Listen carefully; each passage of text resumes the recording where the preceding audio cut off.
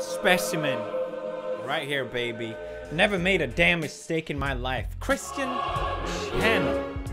Women respect her.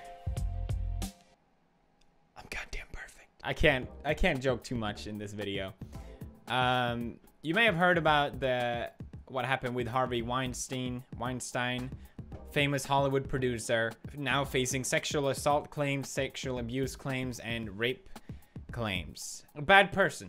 Harvey Weinstein is a bad person. Sort of putting up this feminist front, you know, supporting all these charities, when really, he's a piece of shit. A lot of celebrities were shocked about hearing this news. A lot of them went out to publicly condemn Harvey, rightfully so. We have Ben Affleck, for example, saying, "I am saddened and angry that a man who I worked with used his position of power to intimidate, sexually harass, and manipulate many women over decades." Thank you, Ben Affleck. From one woman respecter to another, thank you, Ben Affleck, for being a good person and standing up against these horrible, despicable acts. Oh, damn it! Damn it, Ben! Ben Affleck has reported to get them titties out. Literally the day after, Ben tweets, "I acted inappropriately towards Miss Burton, and I sincerely apologize." I agree. Life comes at you fast. It just swims by sometimes. One day you're a women respecter, the other day a women disrespecter. I don't even know where I'm standing anymore.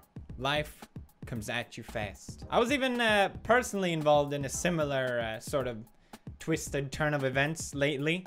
I noticed a tweet from Andy Signor. He was quoting me after the Wall Street Journal event. I said, "I'm in no way supporting any kind of hateful attitudes, but you are, PewDiePie. YouTube commentators are rotten enough without you encouraging them."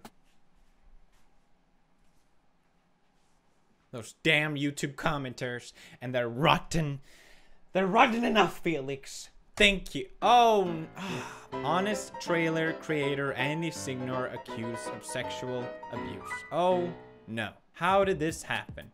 Why do all these people that publicly say they're against something do that very same thing? Oh, it's so weird.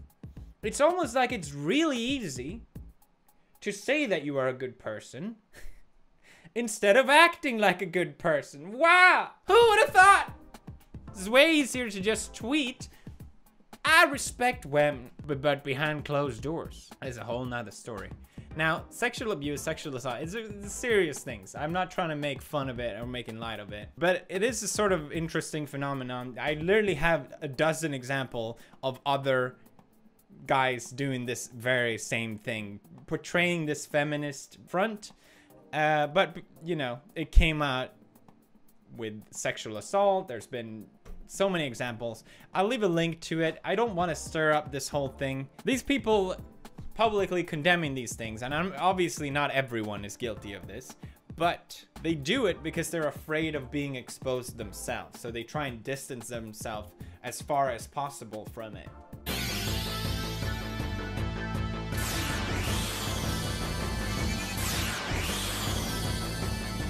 But it's also extremely hypocritical.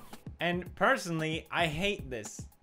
I hate this sort of idea that you think you're better than someone basically because you're phrasing it in a sentence. You know, I am good and you are bad because I would never do what you did. I am perfect.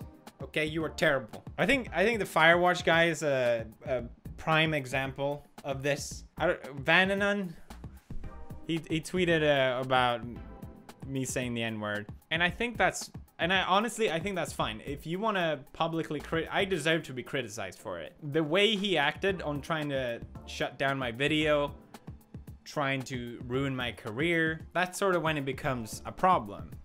Instead of trying to communicate and discuss when these things occur, more often than not, it just seems to be a train of shame and harassment and attacking, when really it solves nothing to do that. all you're doing is putting yourself on a pedestal. It has become so important how people publicly perceive you that people will act against what they think is the right thing to do, because, like I said, it's more important that people see you in a good light. It sort of puts morals over logic, which is it sort of becomes like a paradox, because what you think you're doing that is immoral becomes immoral.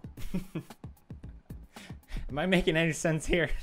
I just see a lot of intelligent people on Twitter that act like batshit crazy people because they want to be perceived as good people. And I think this all stems from self-worth, especially with social media.